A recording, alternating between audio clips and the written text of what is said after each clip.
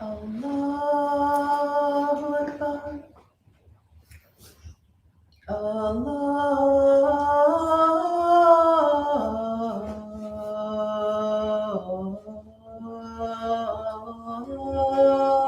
Akbar. Allahu Akbar. Allahu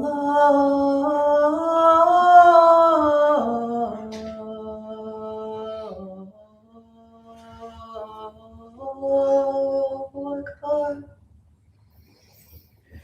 أشهد أن لا إله إلا الله. أشهد أن لا إله إلا الله. أشهد أن محمد رسول الله. أشهد أن محمد رسول الله. حي على الصلاة.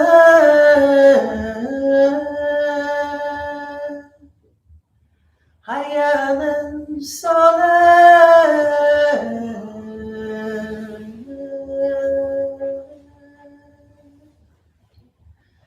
حي على الفلاح.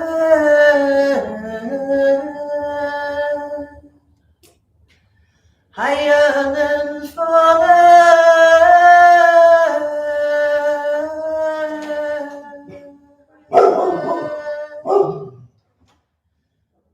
Allahu Akbar.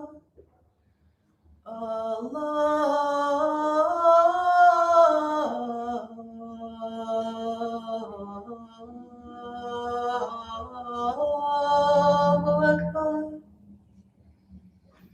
La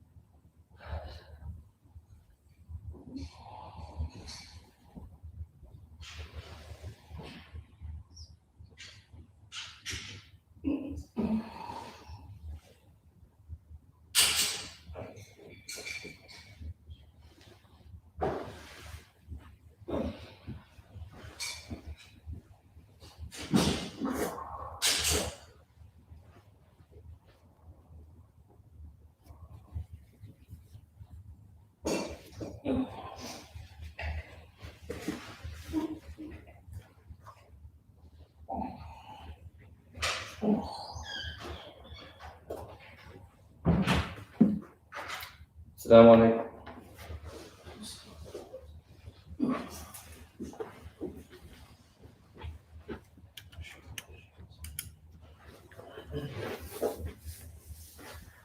الله أكبر الله أكبر الله أكبر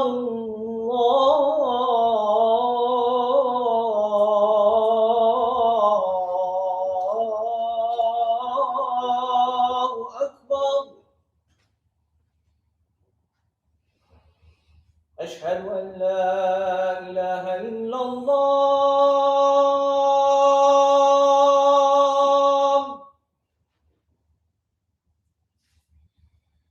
أشهد أن لا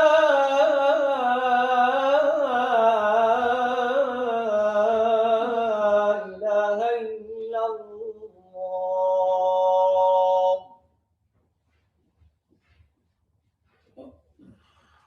أشهد أن محمدًا رسول الله.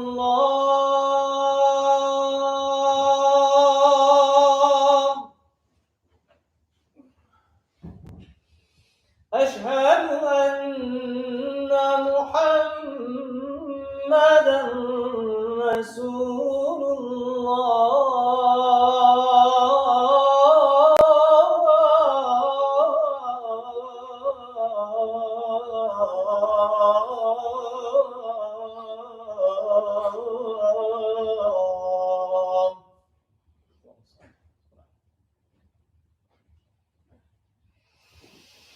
حي على الصلاة.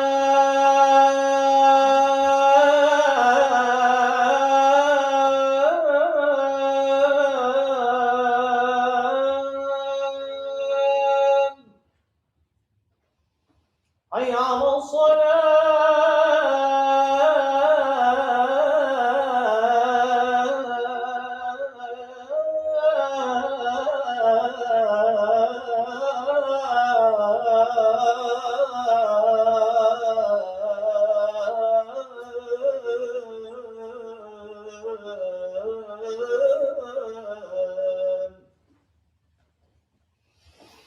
حي على الفلاح.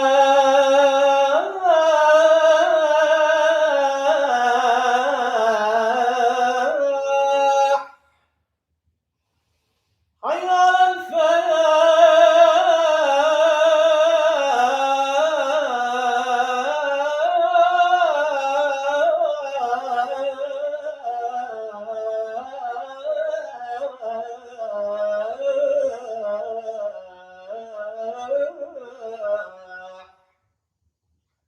الله أكبر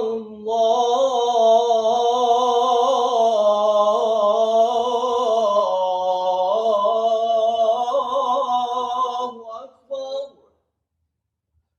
لا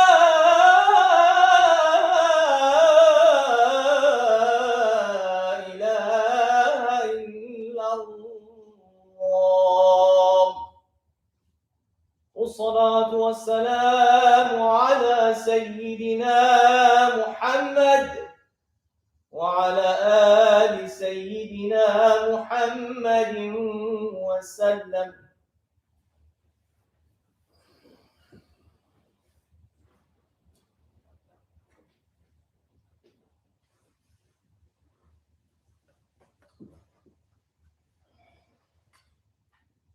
بسم الله الرحمن الرحيم.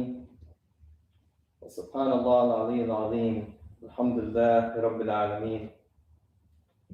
اللهم صل على محمد صلى الله عليه وسلم وعلى آله وعلى أصحاب محمد.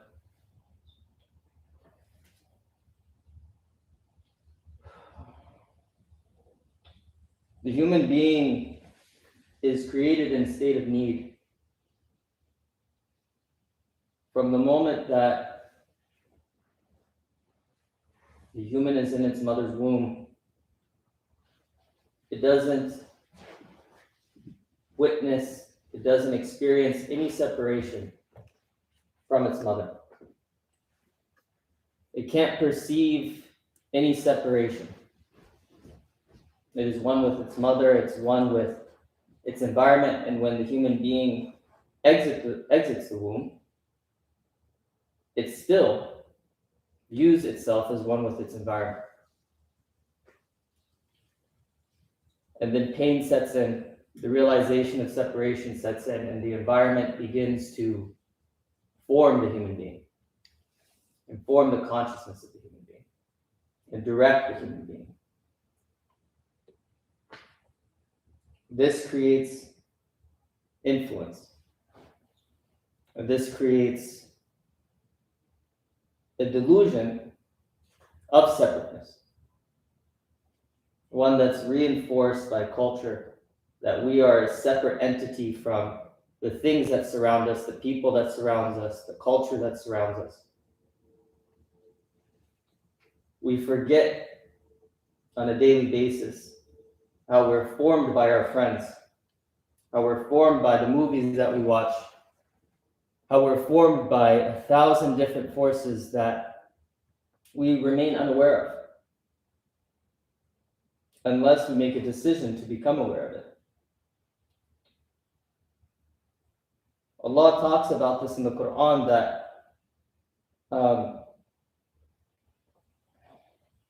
that we are born in a state of need, and that we are in need of a criterion, that we are in need of a furqan, of a delineation between right and wrong. But so often in our society, we are fed this delusion of independence. We're fed this delusion that we are a non-contingent being. And we think that we have rational faculties. We think that we are going along life and making decisions based on our own brain, rather than the influences that surround us.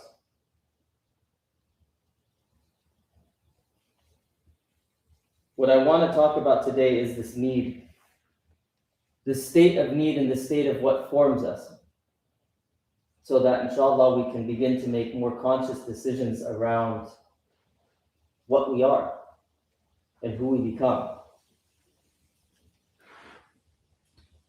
Independence and the lone self is a myth wearing the false garb of reason and rationality.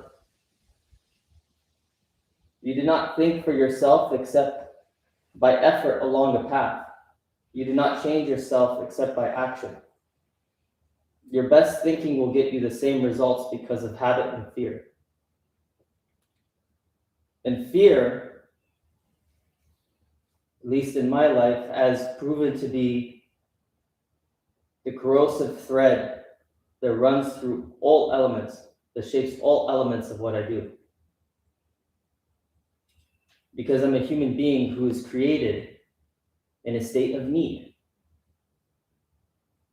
The other side of needing, the other side of needing my mother's love, of needing sustenance, is that I will fear losing it.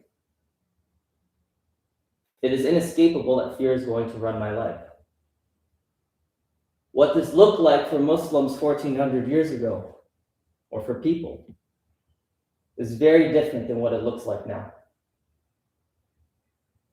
The human being changes and is shaped by what they fear. But we were given the Quran, in my opinion,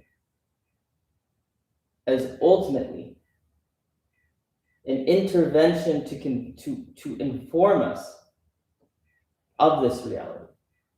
And that unless we truly take this fear and place it with Allah subhanahu wa ta'ala, we will be lost. We'll be like cattle. Not by our own thinking, not by our jobs, not by our friends. We will be like a leaf blowing in the wind unless we truly strive continuously to fear Allah. But what does fearing Allah mean? Because I can have an idea of what fearing Allah means in a very performative, superficial way. I can say it. I can pray 5 times a day. I can perform the rituals. But if the other 98% of my day is governed by the fear of losing a job, of not making enough money, of losing friendships, of being alone, of death, that becomes my idol. That becomes the center at which I revolve around. In reality, I don't think that we're that different from that child who, upon entering the world, begins to experience pain and experience separation and begins to fear the loss of that sustenance, the loss of the comfort of their mother. Human beings are creatures of association, and so we begin to associate the loss of a mother's warmth with other things in the world. First, it's friends, it's toys, different forms of comfort, until this child grows into an adult and they fear not making a certain amount of money, they fear not having job security, they fear the opinions of others, they fear a certain thing, that a certain way that another person might say something that just reminds them of a feeling from they don't remember when. Today we're all familiar with terms like triggers and trauma.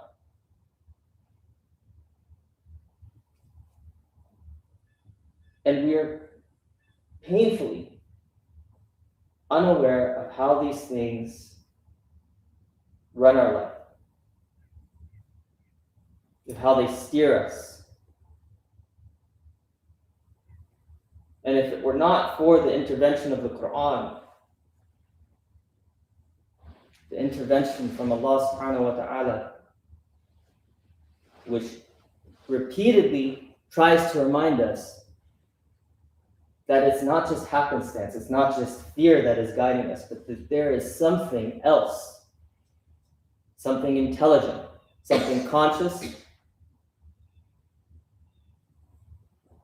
and something intentional that is trying to manipulate this nature of being a human being to steer us, to control us, to usurp the power of decision, of freedom of thinking, of freedom of will, to make us forget God, to steer us and guarantee that we go into loss. Shaitan. Both the shaitan within and without, if the difference is even a real difference.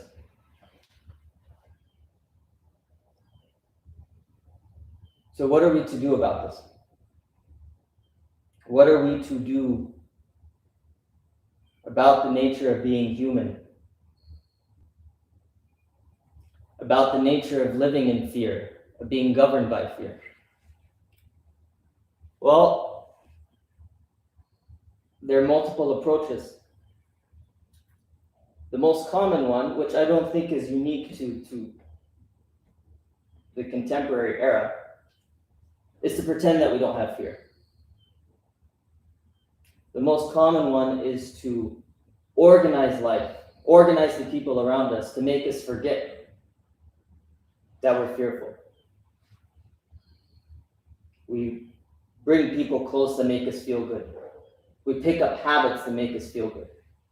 In the Quran, it talks about we cover ourselves. We adorn ourselves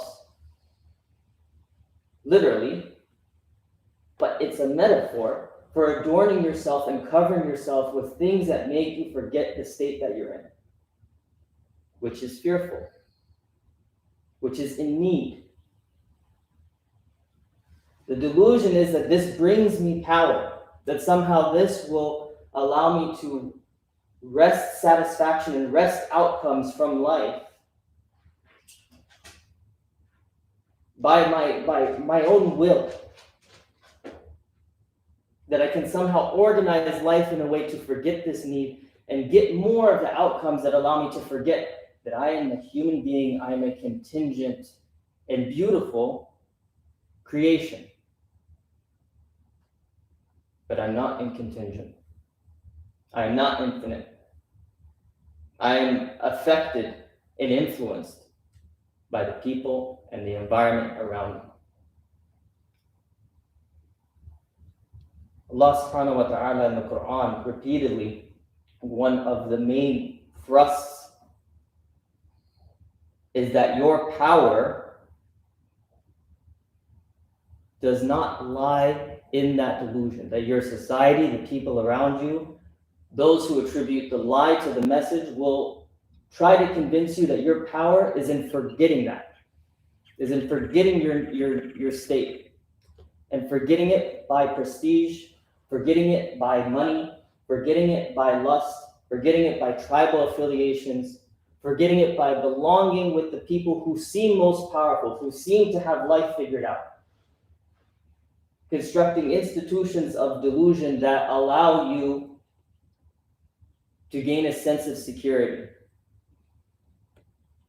And we're given examples of past people over and over again who took confidence in this delusion until something came easily and wiped them out. Not just something coincidental, but something that they created through their pursuit of delusion. Through the shaky grounds which they decided to build their structure, to build their abode that keeps them safe. That this pursuit, although the advanced network that makes you think this is what is making you safe, convinces you that you're safe, you're actually building your own destruction. And that this is something unique to the human being. Other animals don't do this.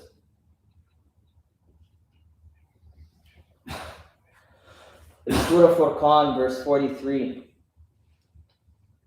it says, have you considered the human who makes their own desires their deity? And then later it says, do you think most of them listen to the message and use their reason? No. They are but like cattle. No. They are even less conscious of the right way. When I read this, there are two parts of me. There is one, which I think all of us are familiar with, that thinks of all the other people that are like that fit that description. But the second part, the honest part, is that that's me. That's all of us. Because that is the nature of being human. Unless I continuously strive and struggle to interrupt that. Through prayer, yes. Through fasting, yes. But also through understanding that if I am cattle, surrounded by other cattle, I am going to be cattle. I am in a state of need. Also in that surah, in Surah Furqan, it describes two sources of water.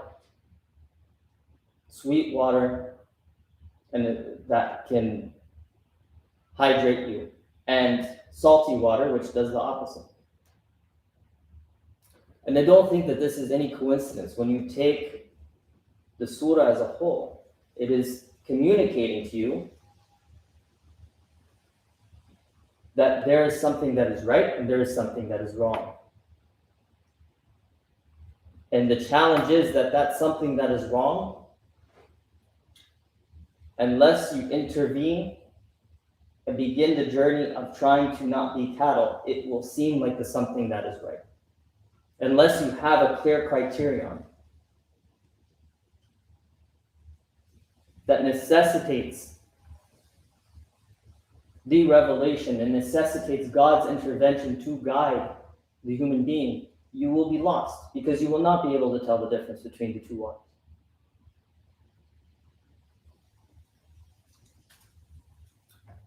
In the second khutbah, I'll talk more about what I believe is a solution to this. Ask Allah for forgiveness.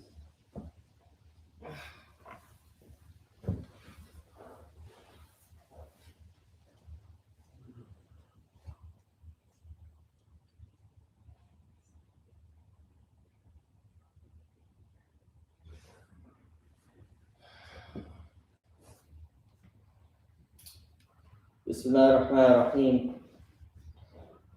وسبحان الله العلي العظيم والحمد لله رب العالمين اللهم صل على محمد صلى الله عليه وسلم وعلى آله وعلى أصحاب محمد.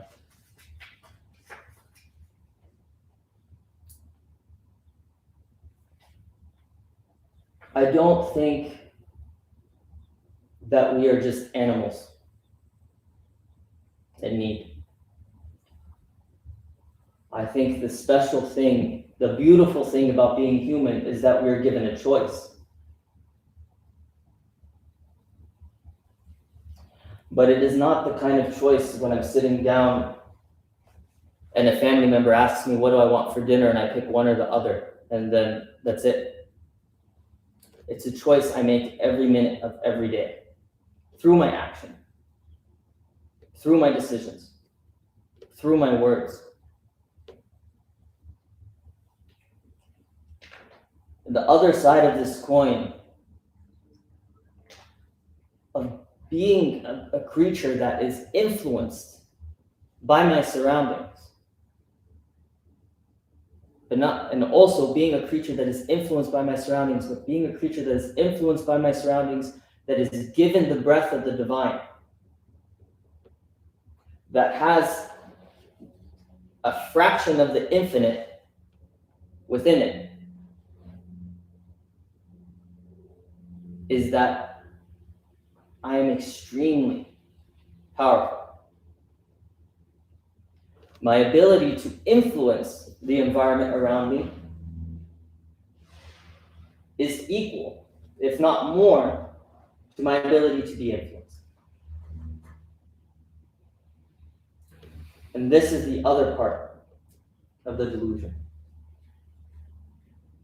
The delusion that I'm kept safe also comes with the delusion that I don't have any power, that I am just a leaf blowing in the wind, and there's nothing that I can do.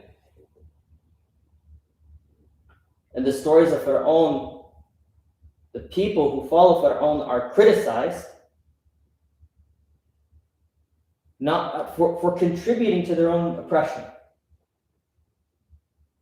And when you read that, the first time that I read that, I'm like, that doesn't make any sense. Why would anyone want to be oppressed?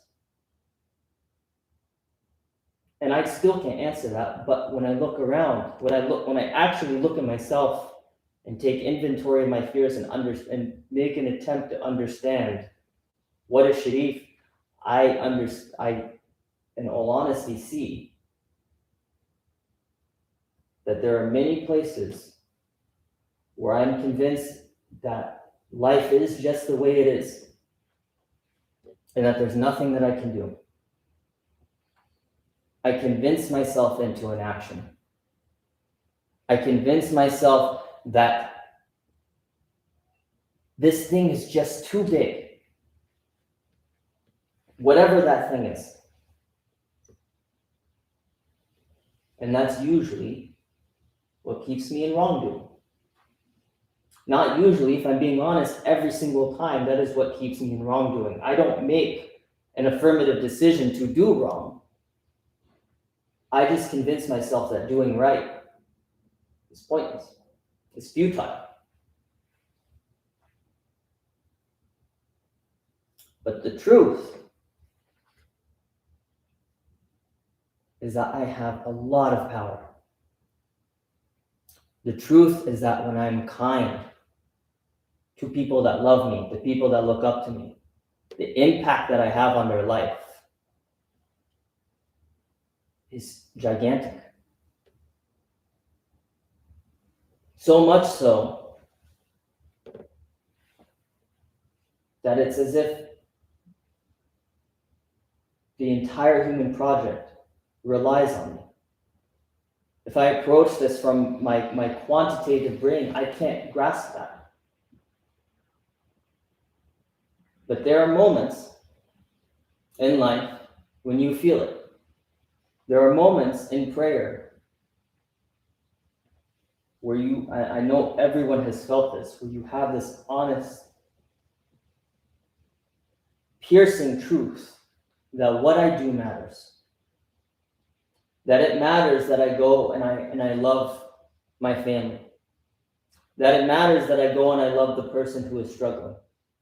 That it matters that I forget why I'm angry, forget why I was wrong, and I turn the wing of mercy to the person that I've convinced myself doesn't deserve it. We live in an era where Mecca and Medina and Jerusalem are not just no longer under our control, but they're under the control of kufr.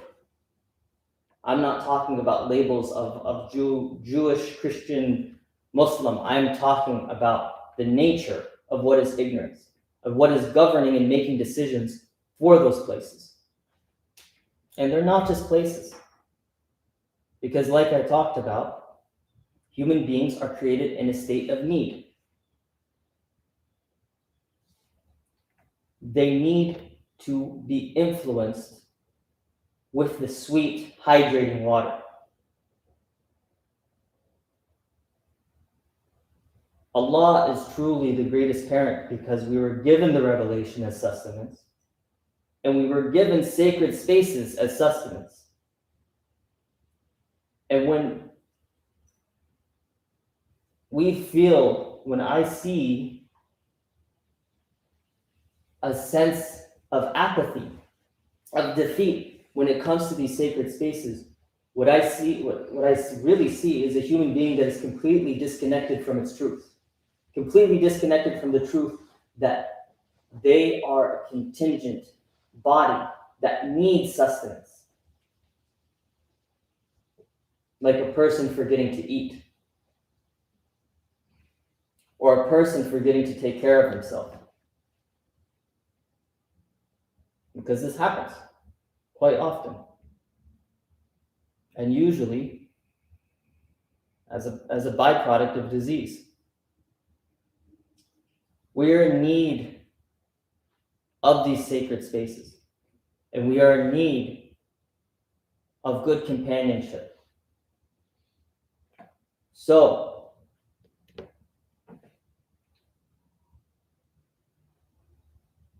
what I think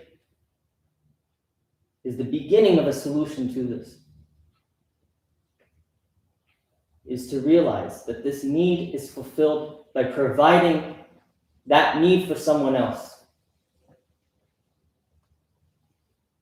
And this isn't just from my own mind. I think that there is a reason why the Quran always says, except those who feed the orphan, except those who take care of the traveler, except those who do this for the other person. People in extreme examples of disempowerment who are truly in need. But that sentiment, that spirit should exist through everything. Because I am sure today you will encounter someone who is lonely. I'm sure today you will encounter someone who needs companionship.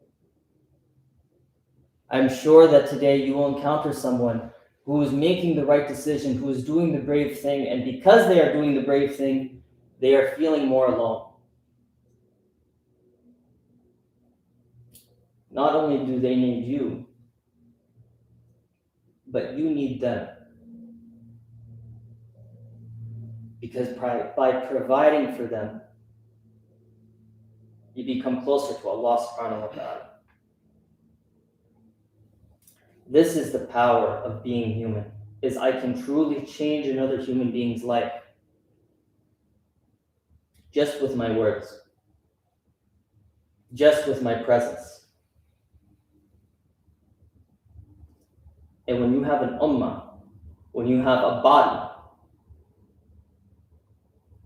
that day by day is introducing more health to other parts of the body, it will change. I have faith it will change.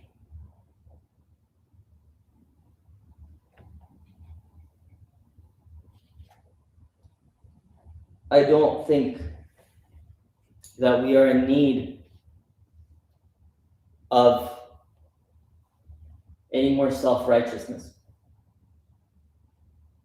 when we are facing the problems that we're facing as an ummah, as a family. What we need is more compassion.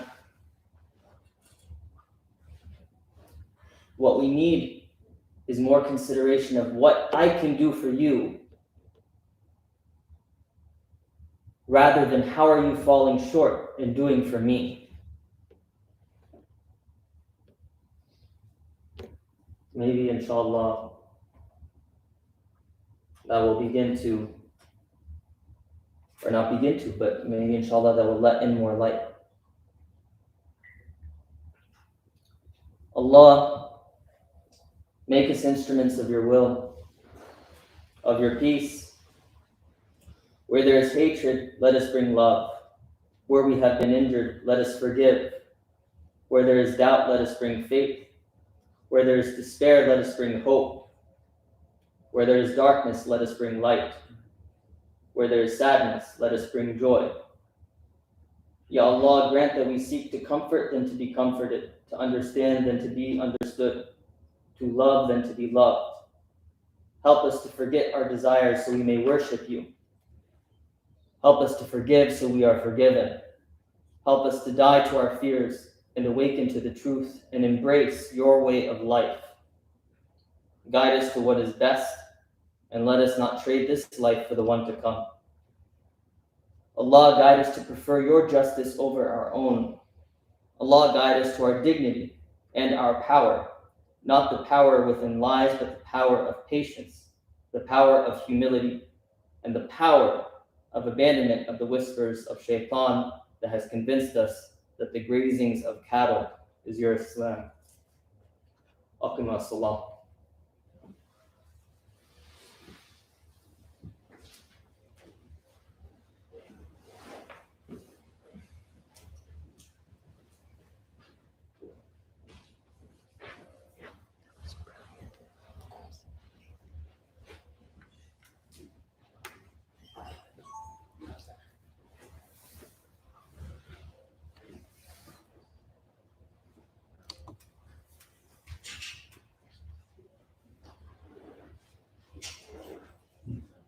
Allahu Akbar, Allahu Akbar. Ashhadu an la ilaha illallah. Ashhadu anna Muhammadan Rasulullah. Hayya ala salah, hayya ala falah. Qad qamat as-salatu, qad qamat as-salah. Allahu Akbar, Allahu Akbar. La ilaha illallah.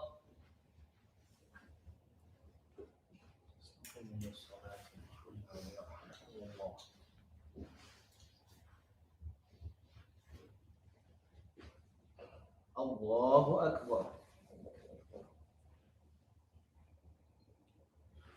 Bismillahir Rahmanir Rahim. Alhamdulillahi Rabbil Alamin, Ar-Rahmanir Rahim, Maliki Yawmiddin. Iyyaka na'budu wa iyyaka nasta'in. Ihdina siratal mustaqim. صراط الذين أنعمت عليهم غير المغضوب عليهم ولا الضالين. يوم ترى المؤمنين والمؤمنات يسعى نورهم بين أيديهم وبأيمانهم بشراكم اليوم جنات تجري من تحتها الأنهار خالدين فيها ذلك هو الفوز العظيم. يوم يقول المنافقون والمنافقات للذين آمنوا انظرونا نقتبس من نوركم قيل ارجعوا وراءكم فالتمسوا نورا فضرب بينهم بسور له باب باطنه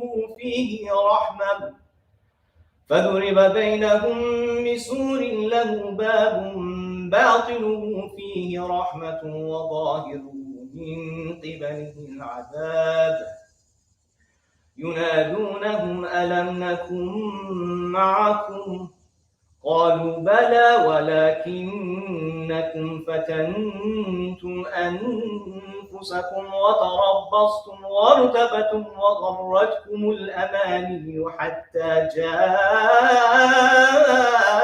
أمر الله وغركم بالله الغرور فاليوم لا يؤخذ منكم فدية ولا من الذين كفروا مأواكم النار هي مولاكم وبئس المصير. الله أكبر.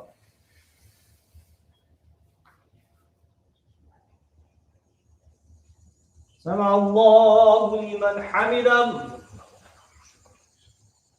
الله أكبر.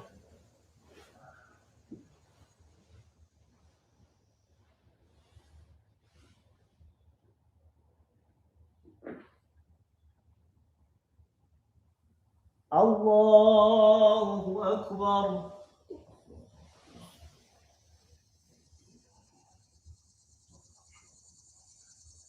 الله أكبر.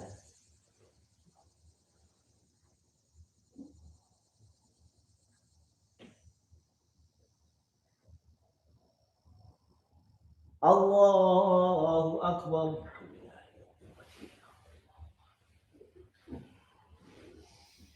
بسم الله الرحمن الرحيم الحمد لله رب العالمين الرحمن الرحيم مالك يوم الدين إياك نعبد وإياك نستعين اهدنا الصراط المستقيم صراط الذين أنعمت عليهم غير المغضوب عليهم ولا الضالين.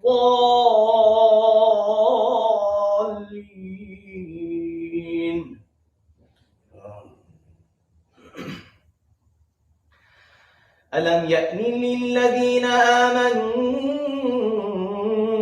أن تخشع قلوبهم لذكر الله وما نزل من الحق ولا يكونوا كالذين أوتوا الكتاب من قبل فطال عليهم الأمد فقست قلوبهم وكثير منهم فاسقون. اعلموا أن الله يحيي الأرض بعد موتها قد بينا لكم الآيات لعلكم تعقلون إن المصدقين والمصدقات وأقرضوا الله قرضا حسنا يضاعف لهم ولهم أجر كريم. الله أكبر.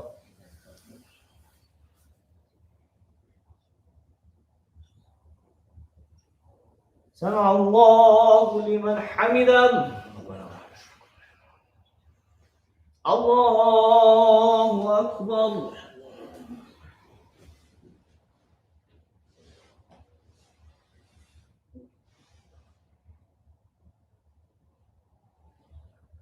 الله أكبر.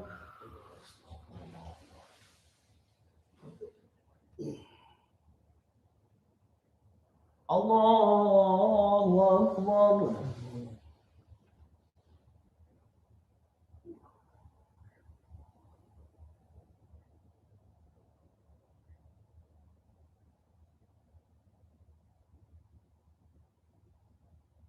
الله أكبر.